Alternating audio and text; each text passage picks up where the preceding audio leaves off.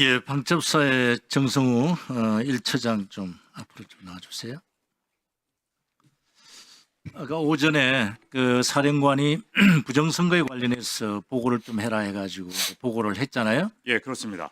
그래서 여러 가지 판례라든지 여러 가지 자료를 정리해서 보고를 했고, 그때 사실 실질적으로는 선관위를 직접 가서 물어보든지 아닙니다. 아니면 그렇게 만나서 얘기할 수도 있었는데 왜 이렇게 인터넷 자료나 판례만 했죠? 연영 사령관이 그 부정선거 얘기가 도대체 뭐냐, 그거 좀 확인해 달라 했을 때 제가 답변이 저희가 할 수 있는 영역이 아닙니다. 저희가 조사할 수가 없습니다. 그래서 좋아요. 인터넷 그러면은 이것을 보고를 이제 했잖아요. 문건으로 보고했죠. 아까 오전에 그 박선원 의원이 띄우셨는데 그 보고를 하고 나서 사령관은 어떤 피드백을 해줬어요? 뭐라고 했어요? 그 분명히 방첩 사령관이 그 정도로 그 검토를 시켰으면은 상부에 장관이나 대통령께 이제 보고를 하려고 했을 건데 그 부분에 대해서는 일체 그 어떤 말이 없었어요? 이게 상부 장관님 보고 같은 경우는 별도 보고서를 만드는 기능 부서가 있고, 저희는 사령관을 보좌하는 본인의 궁금증 차원에서 비서실에서 그래서 작성을 한 겁니다.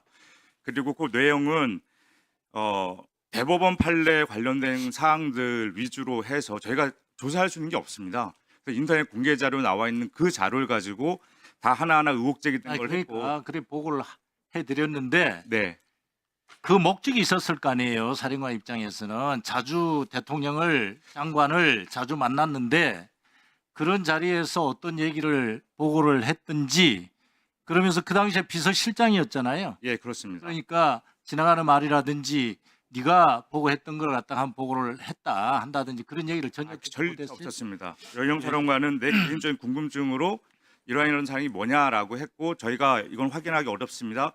내 얘기는 인터넷 등 나와 있는 공개 자료 네, 수준이면 좋아요. 그렇습니다.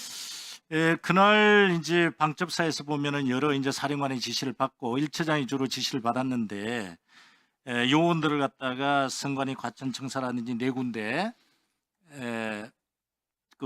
출동시키려고 준비를 지금 지시를 받았잖아요. 예, 그럼 그 이후에 어떻게 했어요? 실질적으로 출동을 지금 현재 공소장에도 그게 나오지가 않는데 방첩사 내에서는 어떻게 조치를 했습니까? 우리 방첩사는 다른 특전사나 정보사나 또는 수방사와 달리 인원들이 영내에 있지 않았습니다. 전부 다 퇴근해서 본인들 거주지에 있었기 때문에 들어오는 데만 해도 영해거주 소집만으로 1시간이 넘게 지체가 됐고, 들어와서 인원들이 상황 파악하고 명령 하달하는 데에도 제 방에 들어와서 명령을 최초 하달하는 시간이 23시 50분이었습니다. 계엄 선포가 있었던 22시 30분경에 1시간 20분이 지난 상황이었고, 그러한 상황들이 방첩사에서 사전에 준비됐던 그러한 징후들이 아니었습니다.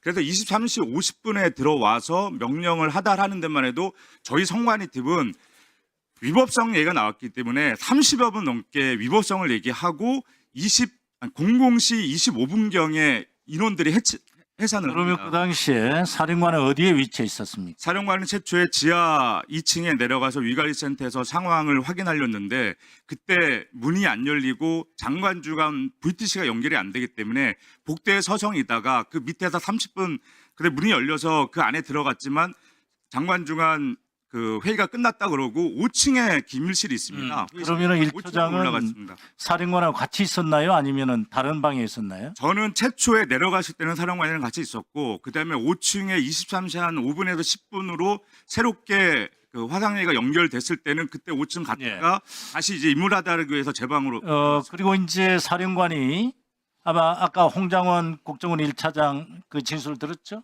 예, 예, 증언 들었는데 사령관이 여인영 사령관이 그 14명 그 명단을 우리 1처장한테 혹시 얘기를 해줬나요? 아닙니다. 국회팀과 선관위 팀은 완전히 분리가 됐었고, 비상계엄 선포된 다음에 지하 2층에 내려갔을 때 그 다음에 지금 수사기관에서 확인했던 바로는 22시 45분경에 수단단장이 그 연영 사령관에게 그 지시를 받고 내려왔고, 저도 그때 갔다 하면서 지시를 그 갔죠. 명단은 이제 국회팀에게만 이제 지시를 했고 예, 이 1처장은 이제 선관위 관련해 가지고 이제 출동 준비시키고 그랬다는 거죠. 예, 그렇습니다. 네. 그리고 법률 검토를 했다는데 그 순간에 출동하기 전에 그 이유는 임 처장이 스스로 생각해서 했나요? 아니면 뭐 최초의 명령을 받을 때부터 첫 번째 전산실 출입 통제에 대한 크게 뭐 있을 수는 없는데 그 다음이 문제였습니다. 서버를 복제할 수 있다라고 하는 문제와 제가 반문을 했습니다. 서버를 어떻게 복제를 합니까? 라고 했을 때 그럼 떼어와야겠네. 이 두 가지는 절대 이루어질 수 없는 사항입니다. 그래서 9명이 모인 가운데 임무 명령을 하달할 때 9명 모두 이 위법성에 대해서 이건 할 수가 없습니다. 그래서 나가는 인원들 단 한 명 나가는 모두에게 서버 복사 장비도 다 가져가지 않았고 오히려 우리가 가서 불법적으로 비춰줄 수 있으니까 체증 장비하는 카메라 또는 이거 할 걸 그걸 다 증거 녹화를 해야 된다. 앞으로 우리 정순우 처장은 실질적으로 경력이 나가는 곳을 갖다가 지시는 받았지만 실행을 못했다. 그래서 최초 명령 하달할 때 저의 첫 명령은 진입 금지 명령이었습니다. 출발은 하되 왜 대통령이 비상계엄을 선포하고 장관이 항명죄로 다스린다 그랬고 현재 상황이 성관이 어떤 소요 사태가 있는지 우리가 모르고. 비상계엄 선포가 되면 항상 위관리 주체에서 어떤 소요 사태라든가 폭동 사태가 있는 겁니다. 그러다 보니까 현장이 어떤 상황이 모르기 때문에 출발은 하는데 절대 일단은 내가 법무실 갔다 와서 최종적으로 법적 문제를 검토한 다음에 명령을 내리겠다. 그래서 진입금지 명령을 내리고 거기 모였던 인원들이 다 위법성을 제기했기 때문에 법무실 가서 최종적으로 다시 한번 검토를 하게 된 겁니다. 그래서 말이죠. 법무 검토를 받아가지고 어떤 조치를 취했습니까? 법무 검토를 하고 바로 비합헌 우리 안보편 이게 작전 상황이 때 안보편에다가 절대 들어가지 마라. 그리고 원거리 대기 그다음에 법적 절차를 준수해야 된다 하면서 하나 더 얘기한 게 법무실도 그렇고 모든 서버를 복제하든 아니면 다음날 우리가 범죄 증거 혐의인데 이 사항은 모르는 겁니다. 현장 상황이 범죄 어떤 우리가 간첩이 되는지 그리고 23시 이후의 상황인데 이전 상황이기 때문에 어차피 하려면 전산실 직원이 아침에 출근해야 할 수가 있다. 그래서 아침에 전산실 직원의 동의하에 하나하나 그 상황들이 우리가 확인한 다음에 해야 된다라는 그러한 사항들을 문자로 발송을 하고 직접 가천 중앙선관위에 다시 한번 전화를 하고 좀 있다가 나머지 4개 팀장들에 다시 한번 전화를 합니다. 들어가지 마라. 현장 대기해라. 그리고 어차피 우리가 임무 수행한 거는 근데 그때 어느 누구 팀도 서버 복제 장비를 챙기지 않았습니다. 명령 하달할 때부터 이행하려는 의지가 없었기 때문에 출발 자체가 저희가 거의 공안식 이후에 이렇게 이루어졌고 근데 저번에 왜 출발했느냐 그 당시는 이게 지금 결과론적으로 말씀드릴 수 있겠지만 그 당시는 어떤 상황인지 몰랐기 때문에 장관의 항명죄라는 그러한 것도 전파가 됐기 때문에 출발하지 못한 거 가지고는 정말 그 당시에는 그런 상황인지는 예측조차도 못했던 상황입니다. 네. 참 군인의 모습이 어떤 모습인가를 알 수 있을 것 같습니다. 자, 그러면 지금부터 잠시만 주목해 주시기 바랍니다. 제가 구독자분들을 위해서 선물 하나를 준비했는데요. 제가 항상 여러분들께 드리는 말씀이 있습니다. 뉴스만 평소에 잘 챙겨보셔도 돈이 되고 돈을 벌 수 있다라고 말씀을 드렸는데요. 여러분들은 여기 보시는 삼성전자 뉴스를 보고 어떤 생각이 드세요? 아니면 정치인들의 뉴스, 날씨 뉴스를 보고는 어떤 생각이 드시나요? 그냥 뉴스만 보고 끝내는지 아니면 이 뉴스를 어떻게 이용할 수 있는지 이 부분을 고민하고 계시는지를 되물어보고 싶습니다. 그 이유가 뭐냐 하면 제가 지난번에 여러분들께 뭐라고 말씀을 드렸었죠? 지금은 반도체 섹터를 눈여겨보셔야 한다고 말씀드렸습니다. 그리고 나서 이런 썸네일들 뉴스를 통해서 많이 보셨을 겁니다. 반도체 내용이 이슈가 됐을 때 부자들은 어떻게 생각한다?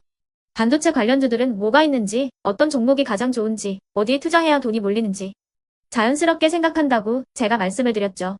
그 이유가 뭐냐 하면 부자들이 봤을 때는 이슈가 곧 돈으로 이어지고 그 이슈가 나에게 돈을 벌어준다는 경험적 확신이 있기 때문에 부자들은 항상 이런 사회적 이슈를 관심있게 챙겨본다고 제가 말씀을 드렸습니다. 이번에도 마찬가지인데요. 제가 지난번에 시청자분들과 함께하는 주식으로 수익 내기 이벤트를 진행했었죠. 당연히 100% 무료로 진행을 했었고요. 여기 보시면 아시겠지만 제가 지난번에도 구독이라고 보내주신 모든 시청자분들께 반도체 관련주 중에 가장 크게 급등할 딱 한 종목, 많은 종목도 아니라 한미반도체 한 종목을 여러분들께 추천드렸어요. 그러면서 여기 나와 있는 대로 정확히 얼마에 매수해야 하는지 그리고 수익률이 어느 정도 나왔을 때 팔아야 하는지를 이런 부분들까지 여러분들에게 정확히 알려드렸었는데 지금 실제로 어떻게 되었다? 오른쪽을 보시면 아시겠지만 제가 지난번 문자 발송으로 이 한미 반도체를 소개해드리고 나서 실제로 이렇게 5배 이상 어마무시한 상승이 나왔습니다. 100만 원만 투자를 했어도 무려 500만 원이 넘는 수익금이 생긴 거죠. 그래서 당시에도 굉장히 많은 분들이 제가 드린 이 한미 반도체로 수익을 내실 수가 있으셨을 텐데요. 다시 한번 축하드린다고 말씀을 드리겠고 이번에도 마찬가지입니다. 앞으로도 2024년, 2025년 계속해서 기대해볼 섹터는 AI입니다. 그 중에서도 AI 반도체는 그 누구도 부정할 수 없는 미래 성장 산업입니다. 그러면 우리가 어떻게 생각해 볼 수 있을까요? AI 반도체 종목 중에 앞으로 크게 대장 역할을 하면서 10배 이상 급등할 수 있는 텐베고 종목을 지금부터 열심히 추적해야 한다는 겁니다. 큰 돈을 투자하지 않더라도 월급의 일부분 아주 소액이라도 이 종목을 모아가야 수백 %의 수익률을 손에 쥘 수 있는 것이죠. 지금 여러분이 보고 계시는 이 유튜브 또한 AI 반도체와 아주 밀접한 연관이 있고 반도체야말로 대한민국의 핵심 산업으로 앞으로 더더욱 시장은 성장할 수밖에 없습니다. 그렇기 때문에 제가 이번에도 뭘 보내드리고 있냐면 지난번과 똑같이 구독이라는 문자를 보내주시면 제가 AI 반도체 관련주 중에 앞으로 대장주 역할을 하면서 주가가 가장 크게 급등할 한 종목을 여러분들께 문자 발송으로 종목명과 사고 파는 시점을 모두 알려드릴 건데요. 그 문자를 받고 여러분들이 주식으로 돈 버는 연습을 한번 해보셨으면 좋겠고요. 혹시라도 나는 주식을 하지 않는다 하시는 분들은 주변에 주식하시는 지인분들에게 말씀을 해주셔도 되고요. 아니면 연세가 있으셔서 투자가 어렵다 하시는 분들은 이 종목을 자녀분들에게 한번 사봐라. 이걸로 한번 수익을 내봐라. 이렇게 조언을 해주실 수도 있는 거겠죠. 그래서 지금 이 영상을 보시는 시청자분들 중에 나도 이번 종목이 좀 궁금하다 하시는 분들은요. 누구나 상관없이 그리고 어느 시간대나 상관없이 부담 없이 010-2514-5930번으로 구독이라는 문자 보내주시면 제가 이번에도 똑같이 무료 추천 급등주 문자를 보내드리겠습니다. 이해되시겠죠? 제 번호 010-2514-5930번으로 구독이라는 문자 보내주시면 여러분들이 직접 이슈를 통해서 돈 버는 연습을 해보실 수가 있는 거고 제가 돈을 받는 것도 아니고 투자를 대신해 드리는 것도 아니기 때문에 부담 없이 신청해 주시면 되는 겁니다. 그리고 수익이 나면 저는 다른 것은 하나도 바라지 않습니다. 제 채널에 구독, 좋아요 한 번씩만 눌러주시라 이렇게 다시 한번 말씀을 드리겠습니다.